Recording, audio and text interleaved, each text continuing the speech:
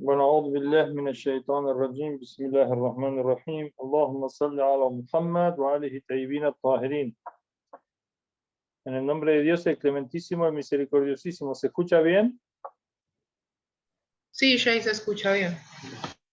Bueno, la bendición y la paz sean con el profeta Muhammad y su familia purificada. Vamos a ver algunos versículos del Corán relativos a la súplica, la importancia que tiene la súplica. Dijimos la clase pasada que tenemos hadices que dicen Ad-Dua al-Mukhul Ibada. La súplica es la esencia, el núcleo de la adoración.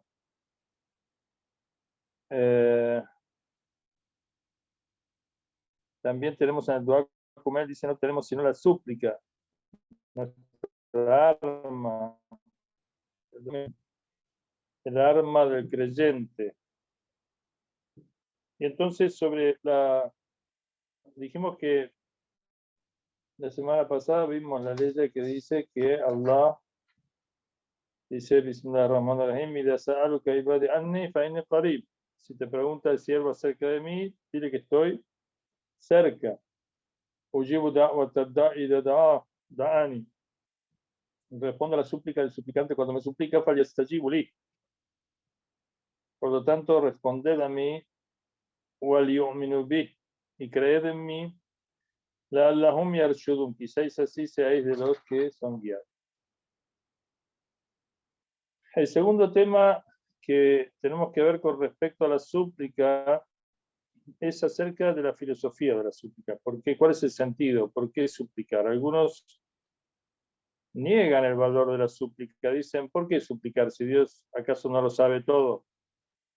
Dios sabe nuestras necesidades, sabe lo que necesitamos, sabe lo que pensamos, sabe lo que queremos. ¿Qué necesidad de hablar con Dios, de decirle a Dios, de pedirle a Dios? ¿No es de alguna manera estar en desacuerdo o estar, digamos, no confiar, no adecuarse al gobierno de Dios, a lo que Dios dispone? ¿No es de alguna manera entrometerse en la labor de Dios, que sabe lo que hace y demás? ¿No es, por otra parte, negar el orden que Dios estableció natural de las cosas? Bueno, todas estas dudas que se siembran o que se pueden plantear, que uno diga, bueno, yo no necesito pedir, Dios sabe todo. Sí, Dios sabe todo, es verdad. Sabe lo que es bueno para nosotros, sabe lo que es necesario, sabe lo que anhelamos, lo que queremos. Sin embargo, Allah le gusta y Allah quiere que le supliquemos y se desentiende de aquellos que no le suplican. Entonces, vamos a ir contestando una a una estas dudas que mencionamos, y que en primer lugar la súplica no significa, digamos, dejar de esforzarse, dejar de contemplar las relaciones naturales, causa y efecto entre las cosas, o querer ponerlas bajo suspenso y encomendar todo a Dios, que de modo milagroso esté operando en nuestra vida y no sucedan las cosas de acuerdo al orden natural, a las causas naturales. El espíritu del Islam no es ese de que el hombre se abstenga de tener en cuenta y utilizar o emplear todos los medios al alcance para obtener aquello que busca y que quiere, y rechazar todos aquellos obstáculos o vencer aquellos obstáculos para llegar a lo anhelado. Lo que el espíritu o el significado de la súplica en el Islam sostiene es que no basta con emplear todo el esfuerzo, todo el empeño, digamos, en procurar un objetivo, ¿sí? Además del esfuerzo, hay cosas que tienen que ver con la súplica. Primero, ¿quién me da a mí la inteligencia, la fuerza, la voluntad, la determinación? ¿Quién dispone de los medios para que yo obtenga lo anhelado? ¿Quién sostiene mi existencia y mis posibilidades? Y en definitiva, ¿en manos de quién está el éxito de aquello que yo busco con mi empeño, con mi esfuerzo, con mi dedicación y con mi conocimiento? Una cosa no quita la otra, sino que la súplica en realidad es una toma de conciencia de que los medios naturales, mi propio ser, el ser de las cosas, mi existencia, ¿sí? Mi voluntad, mi determinación, está todo en manos de Dios y todo es gracias a Él. De modo que en la súplica yo tomo conciencia del señorío de Dios por sobre todas las cosas que existen. Y entonces tomo conciencia de que no es suficiente mi propio esfuerzo, mi propia, digamos, idea y mi empeño, sino que quien gobierna todos los asuntos y quien dispone de todos los asuntos es Dios. Y por lo tanto la súplica es un reconocimiento, es un agradecimiento, es una alabanza, es una glorificación a quien en sus manos están todas las cosas. Y en definitiva todo éxito proviene de Él, y todo logro proviene de Él, y toda la alabanza es para Él.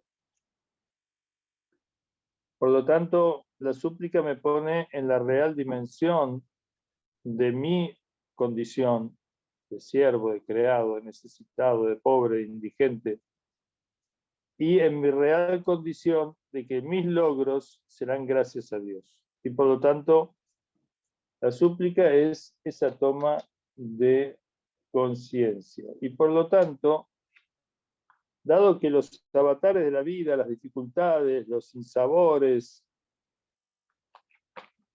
son además muchos y variados, el hombre necesita, el ser humano necesita tener, tanto espiritual como psicológicamente, un apoyo, una confianza, un protector, un ayudante, una fuerza que le permita superar todos los obstáculos e inconvenientes que se dan naturalmente en la vida. Y por otra parte, cuando consigue respuesta a sus súplicas, incrementar las súplicas en agradecimiento y de esta manera fortalecer la relación con Dios. Entonces la filosofía de la súplica es llevar a la plenitud al ser humano, la conciencia del ser humano, y además dotarlo de una fuerza invencible, de una confianza, de una seguridad, de una esperanza, de una alegría, de una actitud positiva ante la vida y una actitud fuerte y firme ante la vida, y además una toma de conciencia y un estado de bienestar espiritual. Por eso hasta los psicólogos muchas veces sostienen que las personas de fe son mucho más fuertes para, digamos, mantener una firmeza en su personalidad, un desarrollo de su plenitud, de su persona. Esa conciencia, por ejemplo, está dada en los niños. Los niños tienen una fuerza natural por la cual a los niños, aún si suceden situaciones adversas, complicadas, pérdidas, muertes, enfermedades, los niños tienen naturalmente una enorme capacidad de absorber y de sobrellevar todas esas dificultades. Pero el ser humano, si no conceptualiza, si no reconoce, si no toma conciencia de la fortaleza que le da el Creador y la encomendación a Él y la confianza en Él, y la guía y la ayuda de Dios, realmente va a ser difícil que pueda mantener esa natural disposición en la infancia y poder acrecentarla inclusive, sin tener la fortaleza de la súplica. Muy bien. Hay un hadith además que dice, el Imam Sadiq, que dice así: Inna inda Allah azza wa jal manzilatan la tunalu illa bimas'alati. Allah tiene grados, tiene bendiciones, tiene perfecciones, tiene estados para sus siervos que no se alcanzan sino con la súplica, con el pedido. El pedido, como dijimos, es una fuerte toma de conciencia, y cuando Dios responde a las súplicas, el hombre realmente ensancha su espíritu, fortalece su espíritu, ilumina su espíritu, su vida, y da sosiego y tranquilidad a su corazón. Y no hay grados entonces que no se obtienen sino con la súplica, que no es suficiente el esfuerzo, el empeño, que es importante, es condición, pero no determina por sí solo el éxito y sobre todo esa expansión espiritual que provoca la súplica, que es la relación con Dios, una relación de siervo-amo, de siervo-señor, y una relación de amor y necesidad de reconocimiento.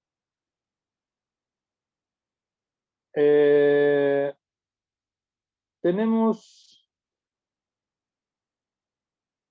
por relación al significado de la súplica, dice lo siguiente, este libro que estamos viendo, siempre lo recuerdo, el libro se llama Tafsir Mawdu'i al-Qur'an al-Karim. Es exégesis de temas del Sagrado Corán de Makarem Shirazi, extraído del Tafsir Nemune, que es un tafsir de 28 tomos, muy importante, que tiene como característica que es un tafsir amplio, es decir, emplea conocimientos históricos, sociológicos, psicológicos, políticos, sociales, científicos, lingüísticos, jurídicos, etcétera. Digamos, una visión bastante multidimensional del estudio del Sagrado Corán. En ese sentido es muy, muy importante, muy, muy completo, o completo relativo, digamos, nunca es completo un tafsir, pero es bastante amplio, digamos. Bueno,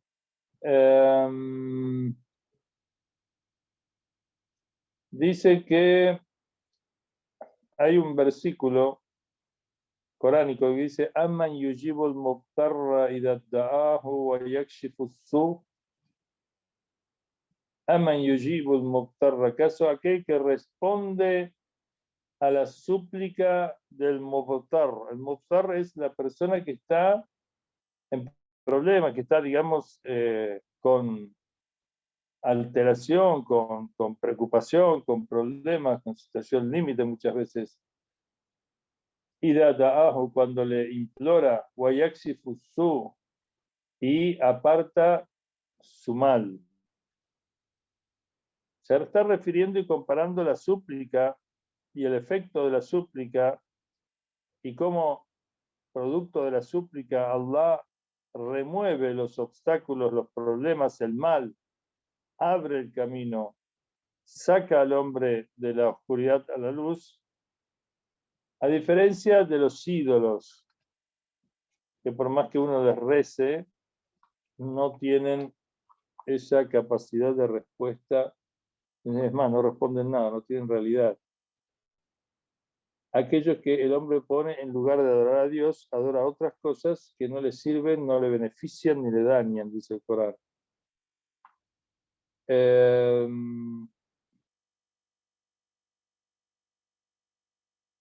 Muy bien. Bueno, acá el Mukhtar, como dijimos, es una persona que llega a sus situaciones límites. Muchas veces las situaciones límites tienen que ver con la pérdida de confianza en los medios materiales para cualquier cuestión, para sobrevivir, para vivir, para realizar cualquier cosa, tarea, etcétera, superar una enfermedad. Cuando se pierde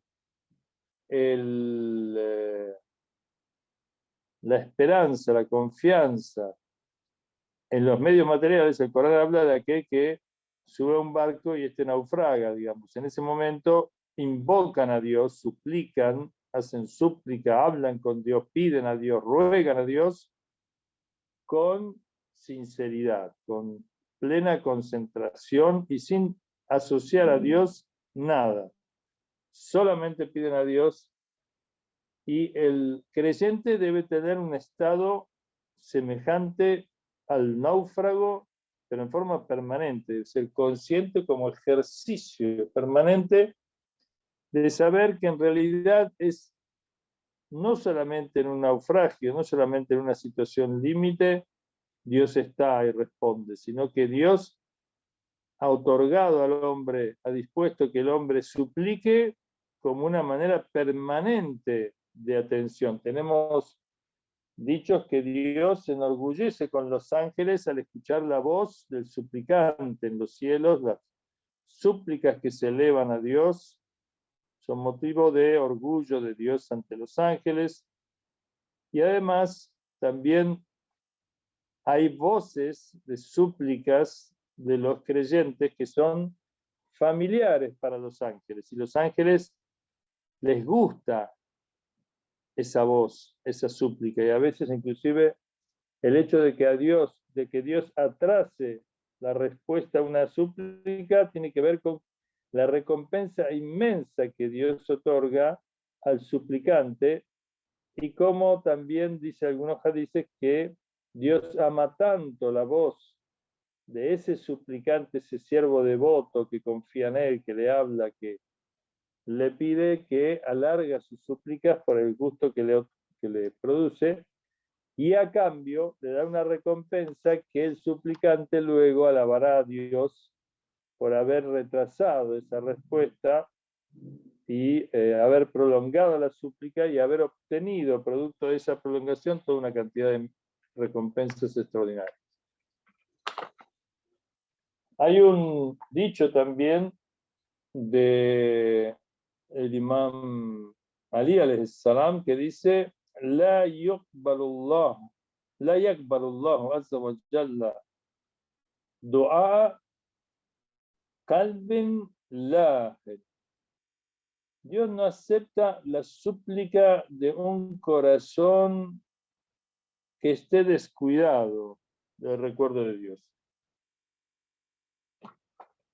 Por eso el Mukhtar es una persona que está, como dijimos antes, pierde la confianza en los bienes, en los medios naturales, como el náufrago, digamos que ya pierde toda esperanza de ser rescatado, y entonces le queda lo último, lo más profundo de su ser, invoca a ese ser superior y le pide, digamos, con sinceridad que lo ayude.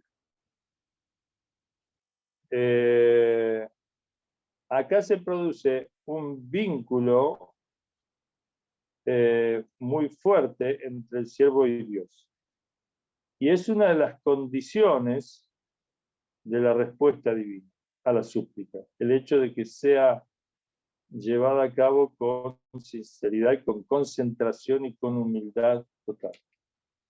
Con respecto a las condiciones de la aceptación de la súplica, muchas de estas condiciones están expresadas en un versículo coránico en la Sura Araf, la Sura 7 del Sagrado Corán, aleyas 55 y 56. Versículo entonces 55 y 56 de la Sura Araf o la Sura 7 del Sagrado Corán dice: Ud'u rabbakum tadarruan wa khufyatan innahu la yuhibbul mu'tadin wa la tufsidu fil ardi ba'da islahiha wad'uuhu khawfan wa tama'an Inna rahmatallahi qaribun minal muhsinin. Acá esta ley habla de las condiciones de aceptación. Dice, Od rabbakum, implorad a Dios. Una orden, como vemos en el Corán, así como tenemos varias órdenes de hacer la oración, de ayunar, de hacer la peregrinación, de recomendar el bien, de prohibir el mal, de unirnos a los amigos de Dios, a los elegidos de Dios, a los profetas, a los imames. Es una orden de vida. Dice, Od rabbakum, pedir a vuestro Señor, vuestro protector, vuestro guía, vuestro maestro, vuestro criador o preservador o sustentador, si todo eso está incluido en el término de Rab. Tadarruan, con humildad. Wa khufyatan, en forma oculta. A veces algunos traducen tadarruan como en forma aparente, o sea, en forma visible, pedir a Dios en público y pedir a Dios también en privado. Pero tadarruan también tiene que ver con la humildad, pedir con humildad, con temor de Dios, con humildad, con una condición de quien le habla a alguien superior a Dios.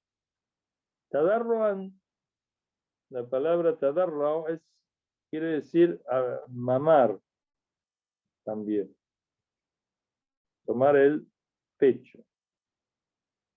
Y quizás saluda que la actitud del suplicante debe ser sometido y con confianza y con la paz y con la sumisión y con el amor que lo hace un niño al pecho de su madre. Tadarruan. O Jufiatan. Jufiatan quiere decir la súplica que se hace en soledad, es sincera, porque no se hace por ostentación, no se hace para mostrarse, no se hace por obligación, por compromiso, por deber, sino que la súplica solitaria, la súplica del hombre cuando está solo, habla con Dios y le pide y le agradece y lo alaba. Esa es una súplica sincera. Innahu, ciertamente que Dios la yuhibbul mu'tadin, no, al Dios no ama a aquellos que transgreden la ley, a los violadores de la ley, a los arrogantes, a los idólatras, a los asociadores, a los ególatras, a los vanidosos, a los opresores. Entonces, primero tenemos adorar, pedir a Dios, al Señor, conscientes de su capacidad, de su poder para dar, de que realmente Dios responde y nos escucha. Lo vimos en la ley que leímos antes, ¿no? Dijimos, Ujibu dawat ad-da'i, respondo a la súplica de aquel que me suplica. Entonces, responded mi pedido de súplica. Que se debe hacer con humildad, se debe hacer tanto en público como en privado, se debe hacer en privado para la expresión de la sinceridad, de la concentración, y también que Dios no ama a los arrogantes. Es decir, la súplica del opresor, del arrogante, de que viola las normas de Dios, que transgrede, que peca, no es escuchada, a menos que se arrepienta. Y no corrompáis en la tierra luego de haber sido reformada.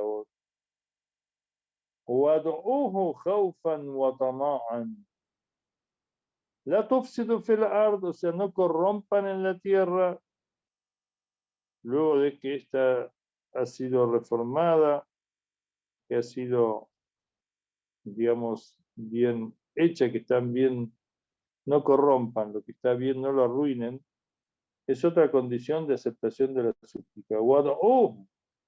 E invocadle a Dios, pedidle a Dios, jaufan, con temor, watama'an, y con esperanza, con anhelo de ser escuchado. Es decir, el suplicante debe estar en un estado de intermediación entre el temor de los propios pecados, de no ser escuchado por falta propia, ¿no? Por incapacidad de Dios. Digamos, él tiene que ser consciente de sus faltas. Vamos a ver, en las formas de la súplica tiene que ver el ser consciente de los pecados y arrepentirse y pedir perdón por los pecados comunes, las condiciones de aceptación de la súplica. El creyente está entre, entre el temor de los pecados hechos y la esperanza de la misericordia de Dios.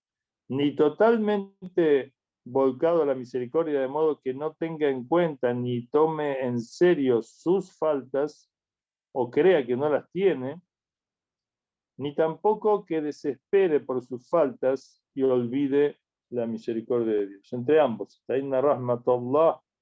ciertamente que la misericordia de Dios qaribun min al-muhsinin, está cerca de los benefactores, de los que hacen el bien. Entonces, otra condición de aceptación de las súplicas es ser de los muhsinin, de los que hacen el bien, de los benefactores, de los que hacen el bien. Hacer el bien, entonces, es una condición para aceptación de la súplica. Mucha gente dice, por ejemplo, hacer el amr bil ma'ruf wa nahy anil munkar. El encomendar el bien y prohibir el mal. Es una condición de aceptación de la súplica. Dice, aquellos que abandonan la práctica de encomendar el bien y prohibir el mal, estimular el bien y prohibir el mal, Dios hará que los peores de ellos gobiernen sobre los mejores. Y luego que esto suceda, es decir, que los peores gobiernen, no serán respondidas sus súplicas. Entonces, las consecuencias del descuido, del abandono, del pecado, de la corrupción, del abandono de la práctica de encomendar el bien y prohibir el mal y ser activos individual y socialmente, de modo de no permitir que los corruptos se hagan del poder, que los tiranos, los falsarios, los hipócritas, los mentirosos, los incapaces, los que no son idóneos, los que no se han formado, los que son amigos de los opresores, tomen el poder. Si el hombre abandona su obligación con respecto a impedir eso, entonces Dios hace que esos explotadores, opresores gobiernen, y luego, una vez que estos gobiernan, sus súplicas no serán escuchadas a menos que se arrepientan y empiecen a encomendar el bien y prohibir el mal.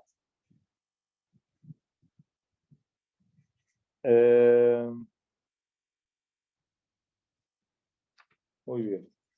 Entonces estamos viendo varias de las condiciones para la aceptación de la súplica. Luego tenemos que de las condiciones también se narra lo siguiente. Primero debemos tener un corazón puro, una purificación, un arrepentimiento de los pecados, un esfuerzo por mejorarnos, por corregirnos, por abandonar los malos hábitos, por obedecer y vincularnos a los buenos, a los mejores, a los imames y a los profetas, al Corán. El imam Sadiq alayhi salam dice, no sea que ninguno de vosotros pida algo a Dios sin que primero lo alabe, lo glorifique, lo alabe, lo ensalce, tomando conciencia de a quién le está pidiendo, luego bendiga a Muhammad y su familia, y luego se arrepienta de sus pecados, reconozca sus pecados, revise su ser, sus acciones, y se arrepienta, y luego pida. Es como salvando la distancia cuando uno, por ejemplo, va a ver a alguien para pedirle algo. Supongamos que va a ver a alguien que tiene poder, que es, no sé, un dirigente, un presidente, un político, alguien que tiene poder de resolverle un tema. Y va a verlo y le dice, necesito esto. No lo saluda, no lo digamos, no tiene modales, no hace ninguna introducción, sino que de una nomás le pide las cosas como prácticamente viéndose nada más que a sí mismo y sin tomar conciencia ante quién está. Y de la misma manera que si uno va y hace, yo voy a pedirle algo a alguien, pero hago todo lo contrario a lo que ese alguien que le voy a pedir le gusta que yo haga o quiere que yo haga. Obviamente no son las mejores condiciones para ir a pedirle. Si voy a pedirle, primero debo, además de saludarlo, debo decirle, mire, yo sé que estoy haciendo cosas que a usted no le gustan, pero le prometo que voy a dejarlas, voy a cambiar. Y entonces, recién entonces, porque, digamos, confío en su generosidad, además, recién entonces, después de una actitud así, puede pedir y esperar tener éxito en el pedido que haga. Luego, si tiene cuestiones robadas, por ejemplo, una casa robada, no sé, dinero robado, un cargo robado mediante la mentira, mediante el engaño, mediante la envidia, si está oprimiendo, si está comiendo cuestiones ilícitas, todo esto debe dejarlo si quiere que su súplica sea elevada a Dios y que sea respondida. El profeta dijo: aquel que quiera que su súplica sea respondida debe abandonar el alimento impuro, ilícito, no debe alimentarse de eso, sea alimento que se obtiene con plata robada o sea alimento ilícito. Y debe también encomendar el bien y prohibir el mal, debe luchar por la verdad y la justicia para sí y para los demás.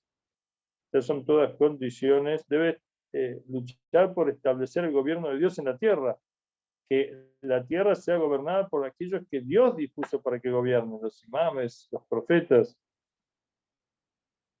y sus representantes.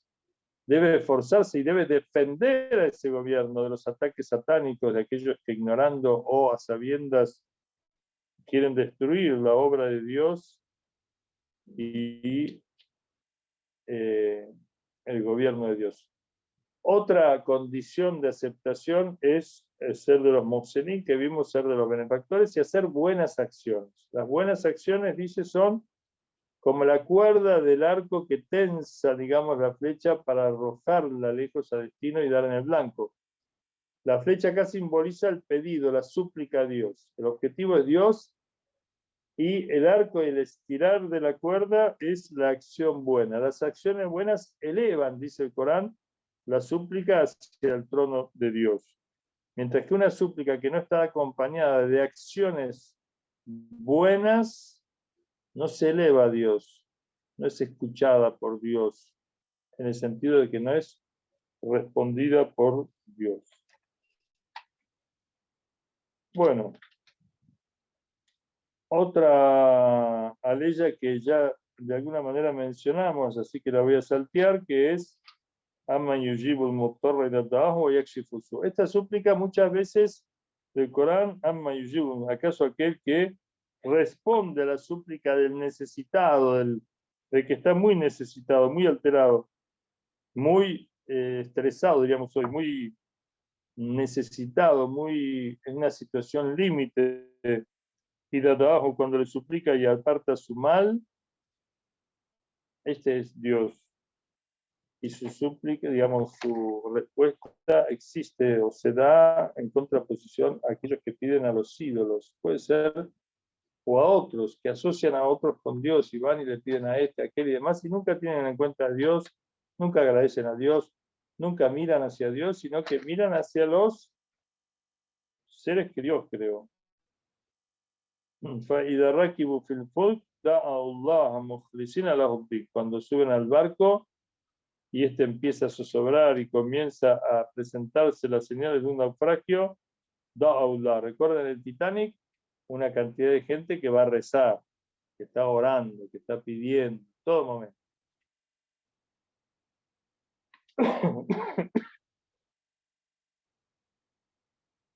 Entonces el Mozart una persona que ha empleado todos los medios naturales para obtener algo, pero ha fracasado completamente. Estos medios se han destruido. Por ejemplo, tiene una enfermedad y los médicos le dicen ya no se puede hacer nada. Tiene un hijo enfermo, los médicos dicen ya no se puede hacer nada. Es una situación límite. O pierde a sus seres queridos, de repente se encuentra solo, de un día para el otro, de un momento para el otro. Y eso es tremendo golpe que el mutar acá, la persona necesitada, dice, amma yujibu mutarra, y le saca, o sea, lo saca de este malestar, de esta desesperanza, de esta desesperación, y le otorga una tranquilidad y un sosiego. Bueno, vamos a ver también vamos a ir terminando, vamos a ver la forma de la súplica, o sea, cómo debe ser una súplica. Dice, فَإِذَا قَضَيْتُم مَنَاسِكَكُمْ فَاذْكُرُوا اللَّهَ كَذِكْرِكُمْ آبَاءَكُمْ أَوْ أَشَدَّ ذِكْرًا. Esta es la parte de la orilla. La orilla es la Bácara, o sea, Sura al-Bácara, la Sura 2, aleya 200 a 202. Sura al-Bácara, aleya 200 a 202. Dice, فَإِذَا قَضَيْتُم مَنَاسِكَكُمْ, cuando termináis de hacer los rituales, acá se refiere al Hajj, a la peregrinación, a la circunvalación a la Meca, a la súplica en el Maqam de Ibrahim, a los actos de la peregrinación, que es obligatoria una vez en la vida, ir a la Meca, y ir a la casa de Dios que construyó Adán y reconstruyó Abraham y purificó Muhammad. Es obligación ir a recordar a Dios y agradecer a Dios y a vincularse más fuertemente con Dios y conocer más a fondo el Islam en un acto de, como si fuera un curso intensivo de Islam que se vive en la peregrinación y de aprendizaje.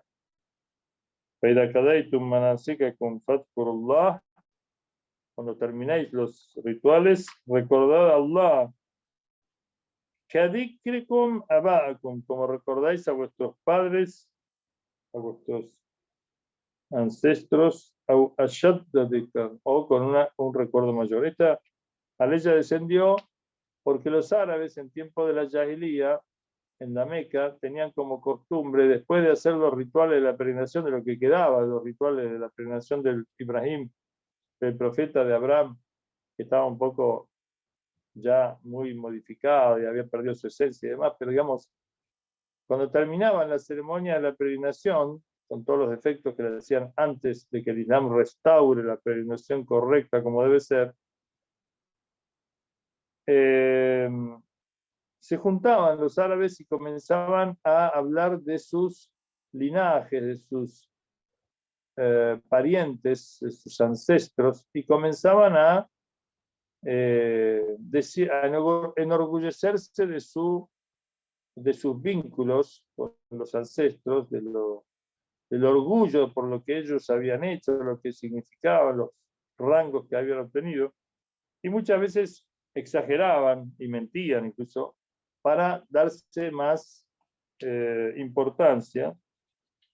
Entonces dice, recordad como recordad a vuestros padres y ancestros, pero más fuerte aún también. O sea, toda esa vanagloria de que nosotros venimos de, yo soy pariente de, y yo tengo sangre de, y todas esas cosas eran y sigue siendo para los árabes muy importante la cuestión del linaje.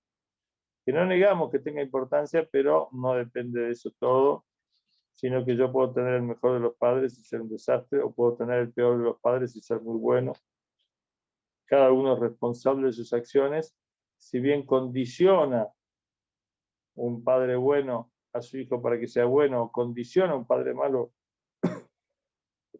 o padres malos para que sean malos sus hijos, no son determinantes. Puede darse a la inversa, que los hijos salen buenos de padres malos o viceversa.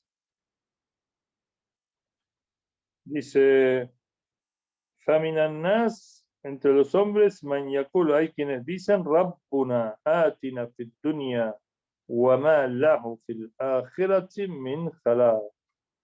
Hay quienes piden a Dios todas cuestiones materiales, todas cuestiones para este mundo, y olvidan la otra vida. Olvidan la relación con Dios, la relación con el imán, la instauración de un gobierno justo, la lucha contra la corrupción, la lucha la lucha del Jihad del Akbar contra sí mismo y la purificación y la perfección, mirando a este mundo como un medio para obtener buenas acciones, para hacer el bien y para procurar una vida más allá mejor, sino que piden solamente por este mundo y no tendrán del otro ningún, digamos, beneficio o ningún bien alcanzarán en la otra vida. Todo lo han pedido para esta vida. Dios, dame casa, dame herencia para dejarle a mis hijos, dame trabajo, dame salud, todas cuestiones materiales. Y para el otro mundo, y para la vida espiritual, y para las obligaciones para con Dios, no dicen nada.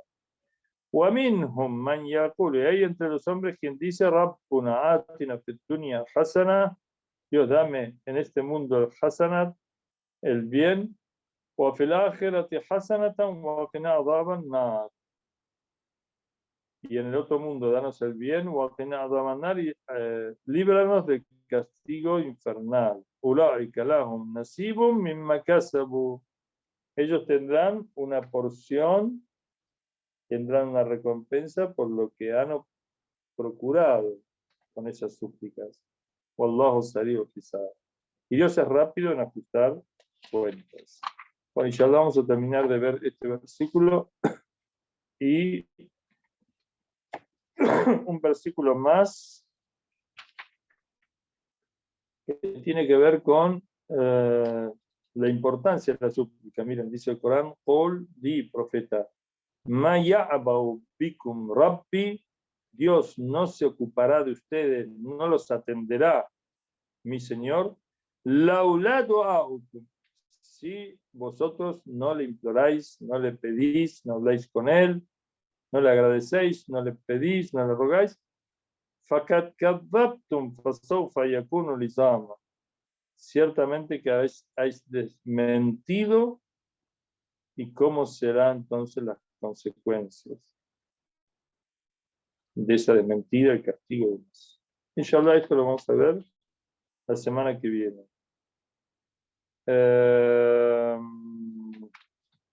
Luego vamos a seguir con el tema de la oración. Terminamos con la súplica, la semana que viene vamos a terminar de analizar estos versículos, vamos a terminar con la súplica rápido y vamos a comenzar con, si Dios quiere, la oración.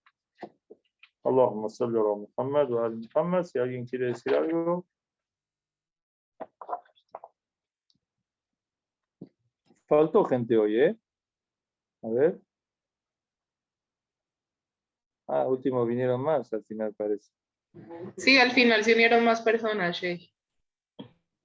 Muy bien. Asalamu alaikum, estimado Che, ¿puedo hacer una pregunta? Sí, por favor, cómo no.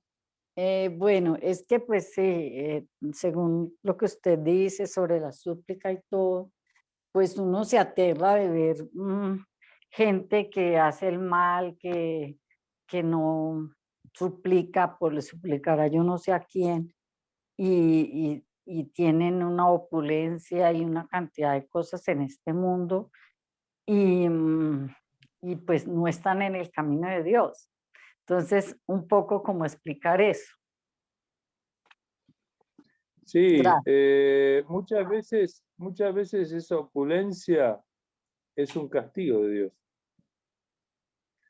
Porque esa opulencia los hace más arrogantes y más distraídos.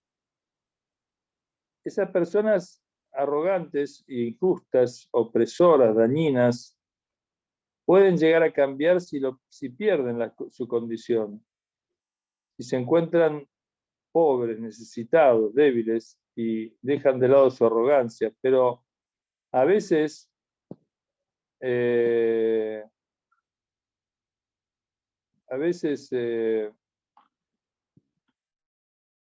Dios dice que los deja o inclusive les otorga beneficios, o digamos salud, familia numerosa, digamos condiciones muy buenas, favorables económicamente, etcétera, poder. Pero eso es un castigo. ¿Por qué? Porque los deja inconscientes de su mal y continúan haciéndolo, mientras que aquel a quien Dios quiere rescatar, quizás lo haga mediante fracasos de esas personas, pérdidas, de modo que le toquen la conciencia y lo hagan temer a Dios, darse cuenta que no todo está en sus manos. Mientras que aquellos que les va bien y tienen dinero, etc.,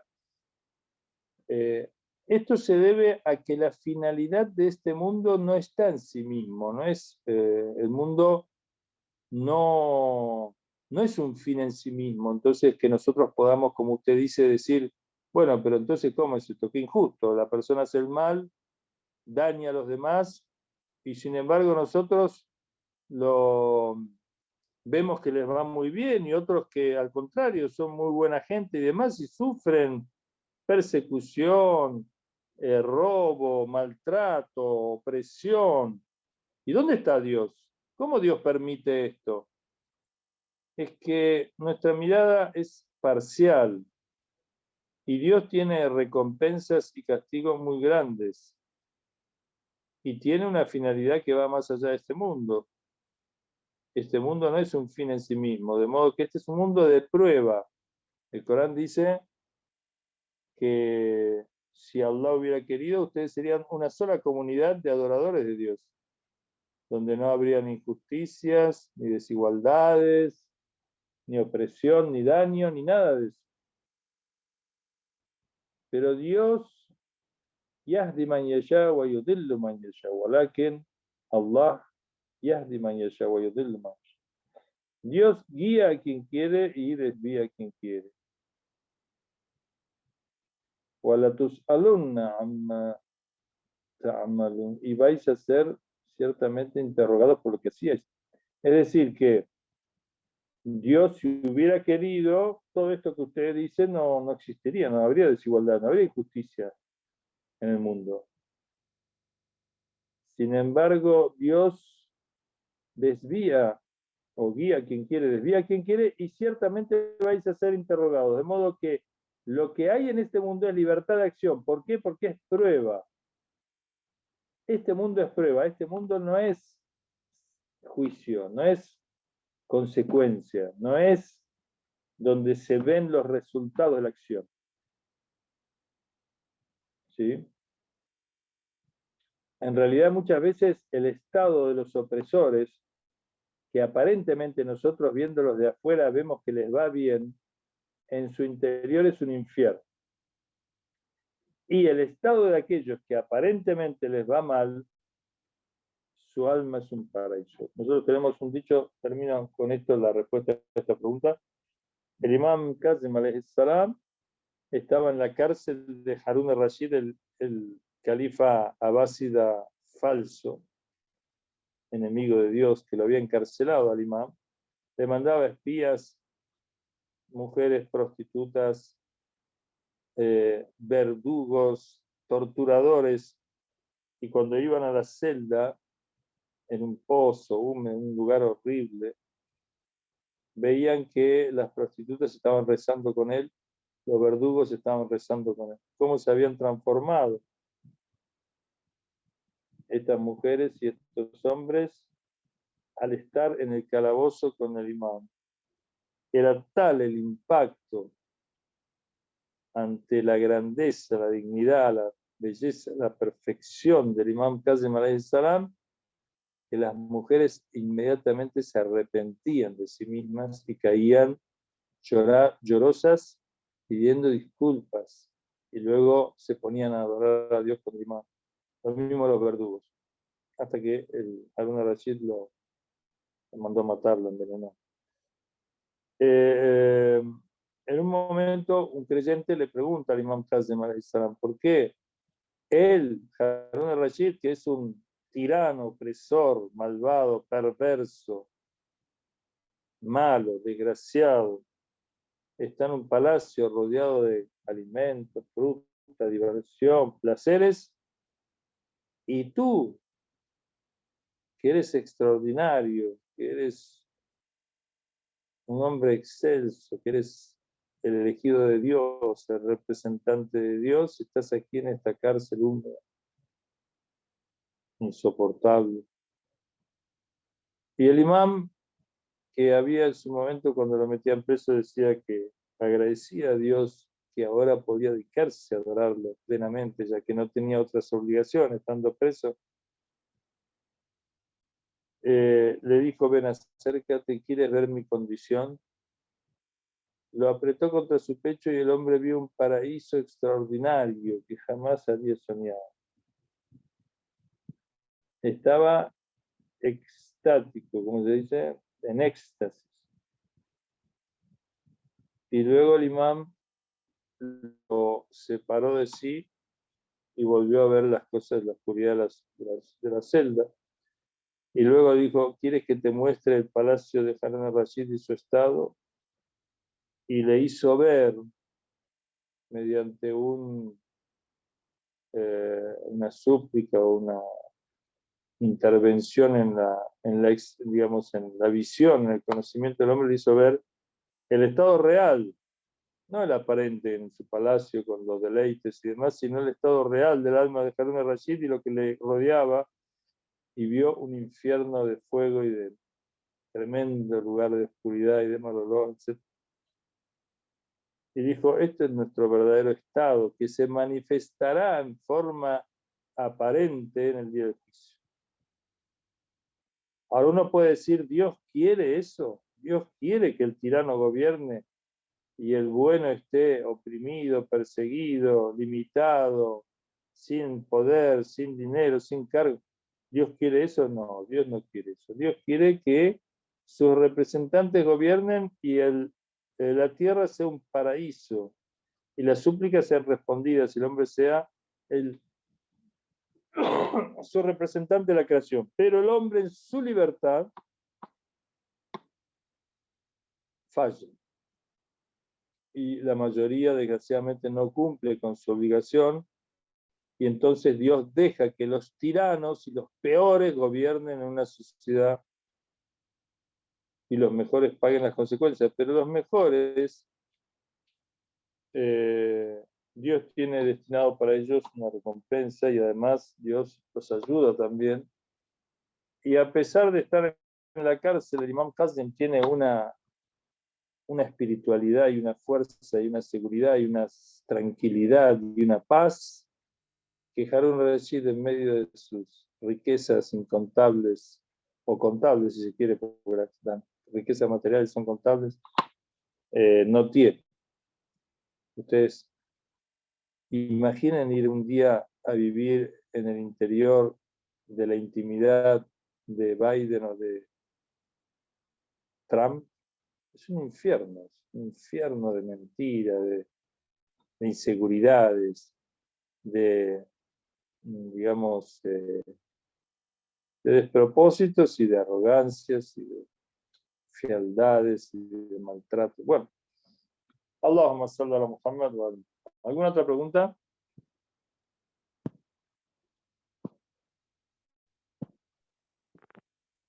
Pues yo Bueno, tengo otra, pero si alguien más tiene pregunta primero. bueno, si alguien quiere hacer una pregunta, si no, cerramos con la pregunta suya. Diga, Tomás, porque otro no levanta la mano. Bueno, estimado Che, es que hay una cosa, pues cuando uno lee el Corán, pero pues en español, ¿no? Porque pues en árabe no sé cómo dirá el Corán, pero muy reiteradamente dice que Dios guía a quien quiere, que Dios sí, toda esta situación de que Dios quiere.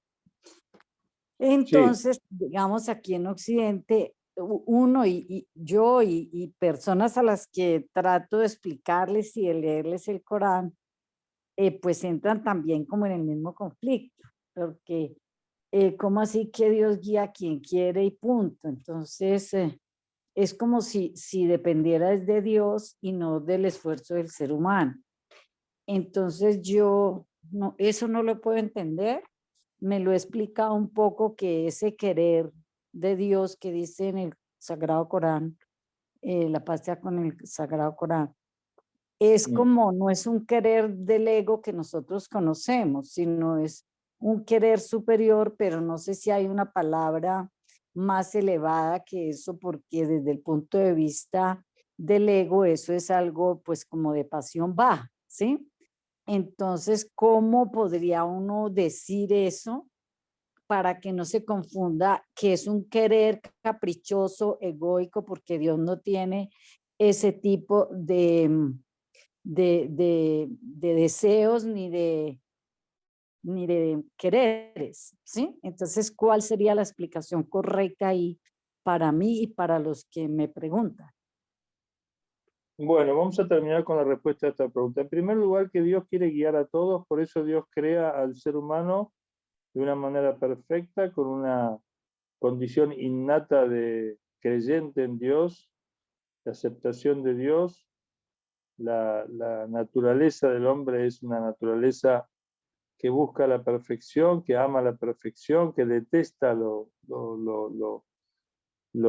vicioso, lo pecaminoso, lo detesta, lo oculta, lo disfraza.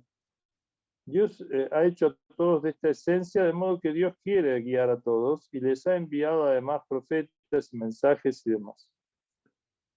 Pero Dios ha dado libertad para que el hombre se realice en forma plena, para que el hombre participe de la creación, de su ser y de su condición y de lo que lo rodea. Digamos, el hombre es artífice, es parte, gracias a Dios. En ese uso de la libertad el hombre erra.